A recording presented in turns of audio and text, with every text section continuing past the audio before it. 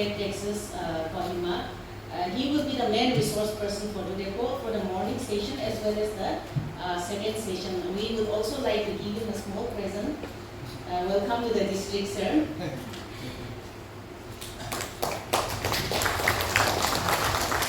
I would like to introduce Sri Sanan Longchar.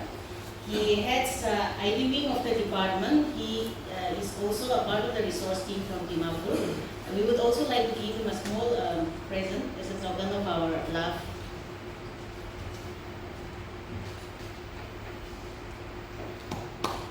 Ranjan Singh, who is also a part of the ID team from Dimapur.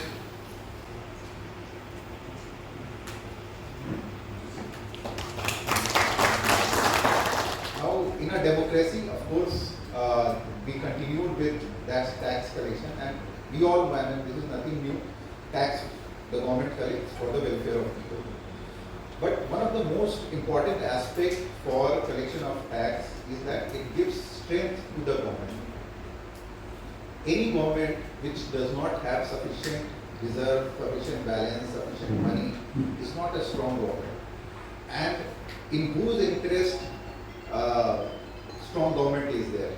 I mean, whether it is in the interest of the rich people, whether it is in the interest of middle class people, or whether it is in the interest of poor people. I would say strong government is in the interest of everyone. There are a lot of social theories on this. I think some of us who would be already aware. But I think it is very safe to say that strong government is in the interest of everyone.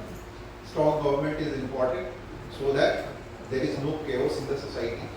Strong government is important so that the people who have been left behind from the developmental efforts, they are not left behind and they are taken care of. Strong government is required so that there is law and order and everybody can enjoy that freedom which we say now in a democratic country. To enjoy that freedom, it is very important that we have a strong government. And with so many other things, I think one of the most important aspect is that the government should be able to have sufficient funds. Now, how does the government generate funds? It's from the people only. Directly, indirectly. There are direct taxes, there are indirect taxes. I think that today's session is about indirect taxes. The taxes which the government levies on the goods and the services which all of us avail. Now, after this, I mean, one point which sometimes comes to our mind is, after this, doing all this collection, what happens to that tax? Sometimes some of us question, we give so much of tax, we am directly not receiving the benefit. So, what I would like to say is, every time the benefits are not directly targeted to any individual. It can be a direct benefit also, it can be a social benefit. Just for example, there are a lot of social goods in the society which nobody takes care of. I mean, only government can take care of those social goods. For example, environment.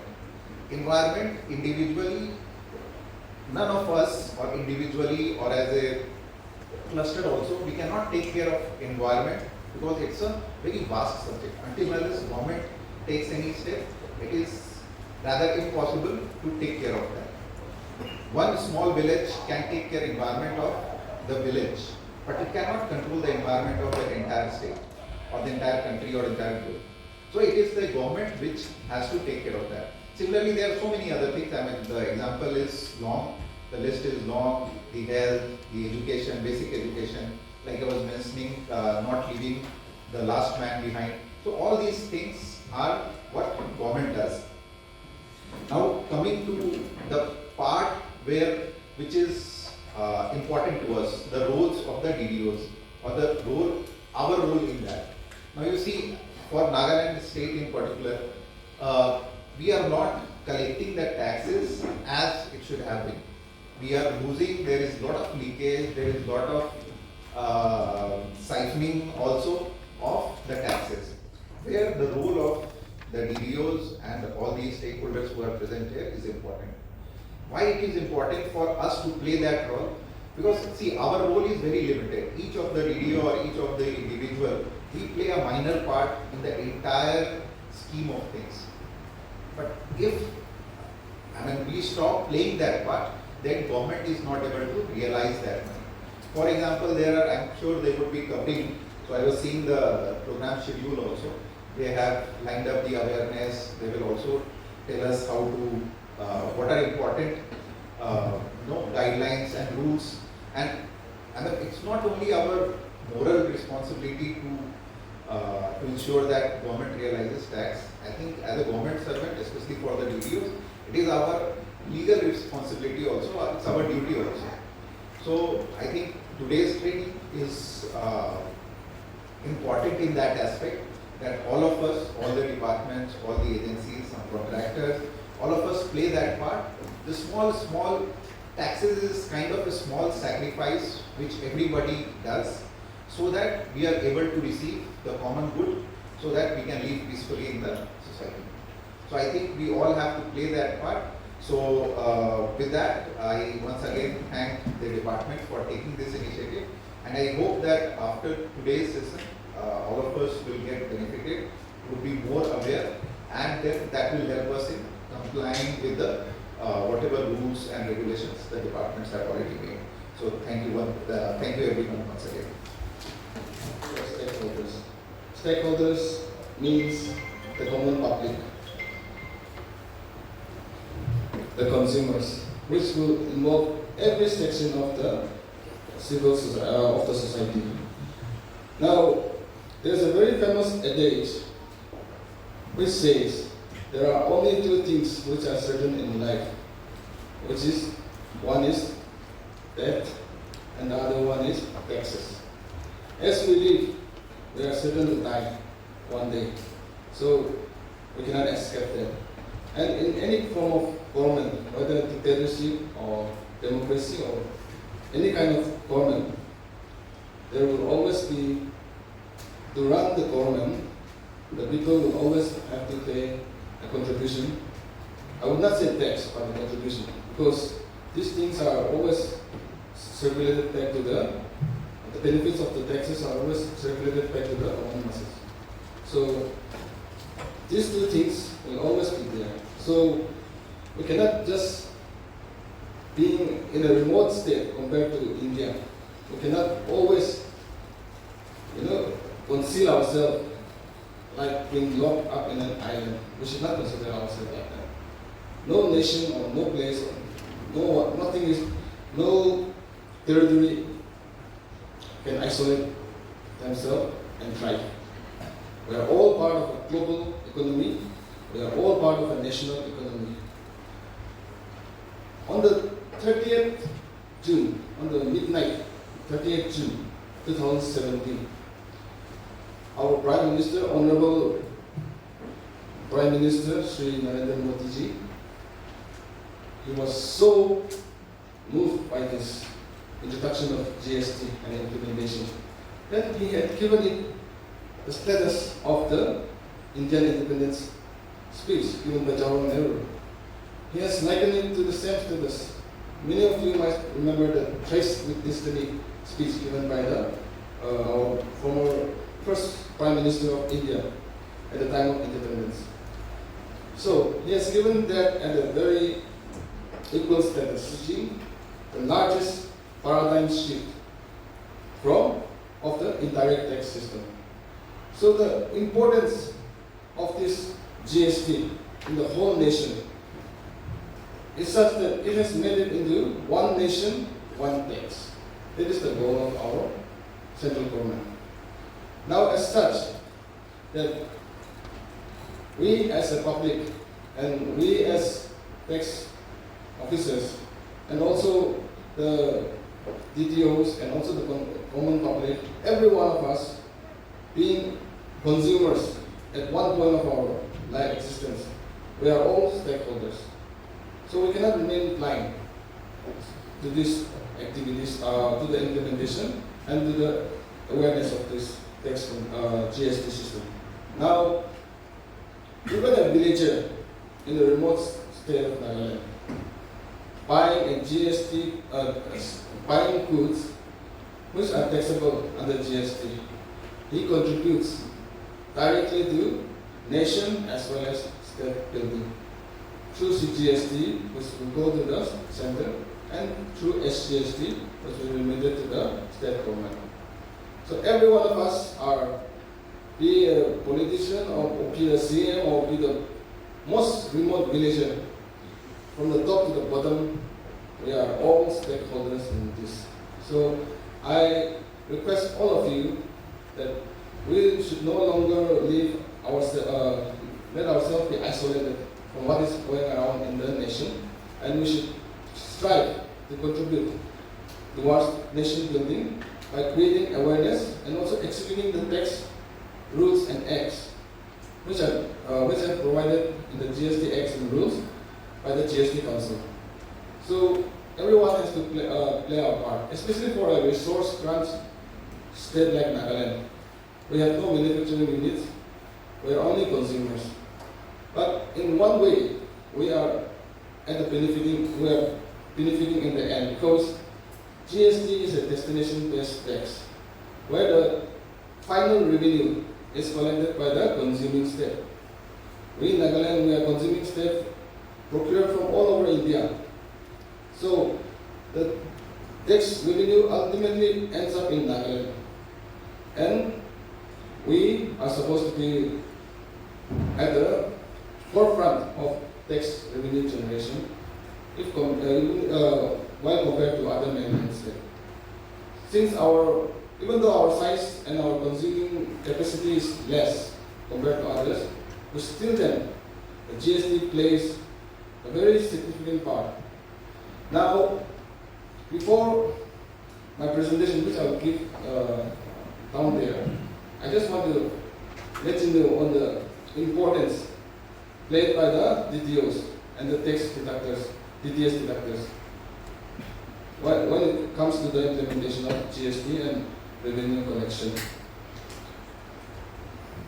Nagaland being a welfare state, of course, like any other state,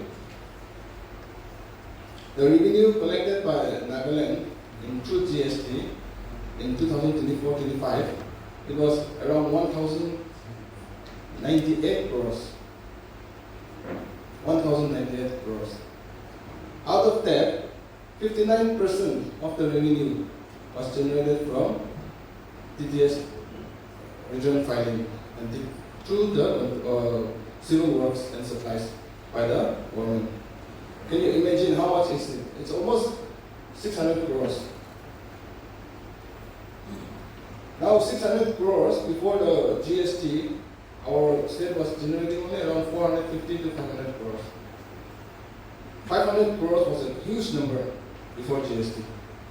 But after GST, we have crossed twice the revenue collection. Now we are generating in terms of 1,000 crores, out of which 600 crores approximately has been generated by contributions from the works contractors and suppliers through the DTS return filing, deduction and return filing by the taxpayers.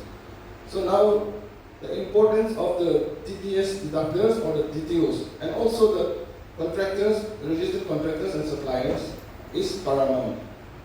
In such a way that the 2% DTS, which is deducted at source, it gives an indication of the total amount of bill which is to be released to the supplier or the contractor. Now based on that, the supplier and the contractor, they will file their tax returns. And accordingly, the tax, after filing the correct tax returns, the revenue will be remitted to the state and the centers through CGST and SGST. So if there are certain departments who have not yet registered under DTS deduction, as DTS deductor, I would request all of you to get registered as DTS deductor and start deducting the 2% DTS, because it is a very big indicator of the amount of work or amount of bill which have been released by different departments all over the state. Now, we are saying that 1,098 crores Out of that, 600 crores is from TDS deductor. Those are huge numbers if we take it relative to the state of Thailand.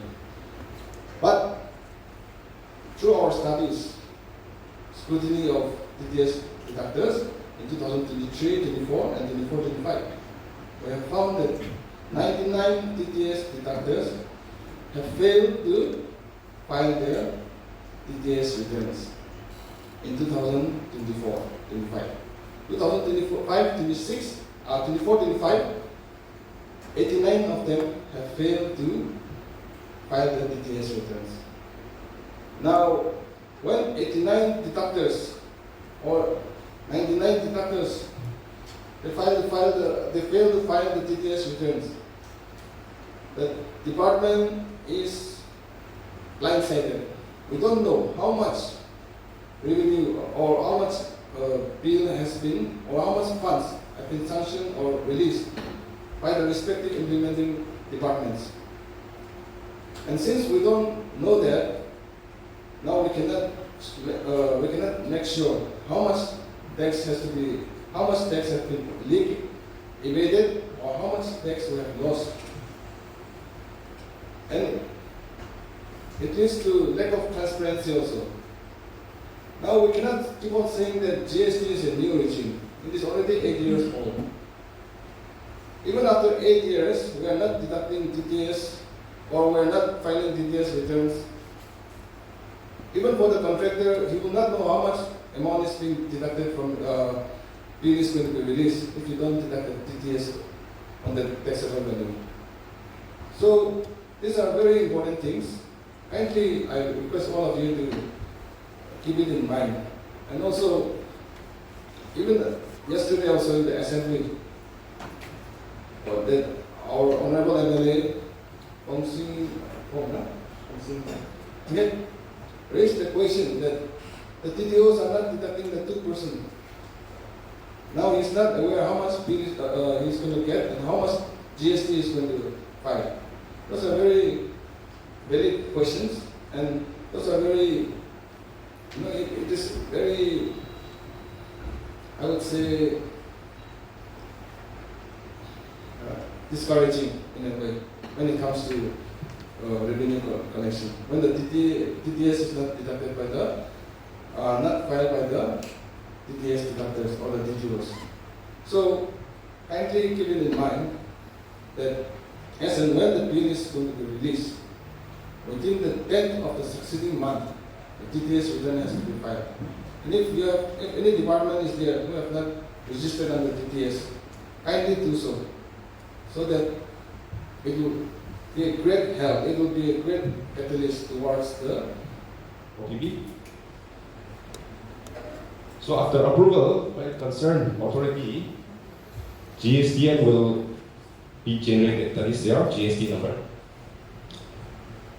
So that after that you can download your certificate, GST certificate, for which you have to go to the option user services from the same website and download the certificate. This is the option, view and download certificates. So once you